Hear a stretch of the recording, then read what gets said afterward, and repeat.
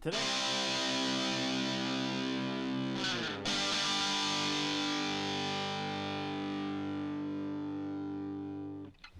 Other interesting culture news, you have ACT scores at a 32-year low after the teacher unions demanded COVID shutdowns, and of course they want more money to do less. Now, this should not be surprising at all, and it'll be interesting to see. I wonder, what are people saying? So this is actually a LinkedIn article, and they say that student scores on the ACT college acceptance test have hit more than a 3-decade low, according to the ACT organization. Scores have been on downside for 6 years already, but the pandemic seems to have exuberated the decline. Students who took the test this year were just starting high school when COVID first appeared. Many colleges have done away with the standards test. And yet, the teachers, one of the most powerful lobbying groups in the United States, the most powerful political donors are the teachers' unions. And it's one of those corrupt things you see in the United States where the teachers' unions will get someone elected, 99.999% of the time Democrat, and that person gets elected, then they give very lucrative contracts to the teachers' unions, and they ensure they get more and more money. Kind of the circle of corruption goes around and around and around. And I can't help but remember, during the pandemic, during the shutdown, they wanted to have teachers pay the same to work from home.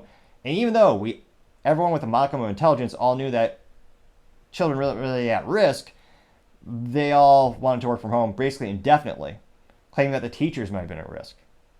And fascinating enough, every single year the scores go lower and lower and lower, perhaps because many teachers nowadays are spending copious amounts of time indoctrinating children into sexual ideologies, the new religion of that community, which has nothing to do with things like math, science, which they used to teach allegedly. It's been years since I've actually seen a positive result.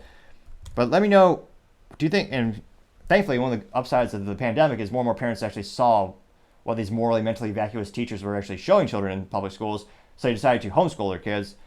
Do you think this trend of continuing homeschool will exponentially increase as more and more parents are starting to see not just the lack of value, but I would say the danger of public schools, especially when it comes to indoctrination? Not only do they not learn anything, but you're also brainwashing them.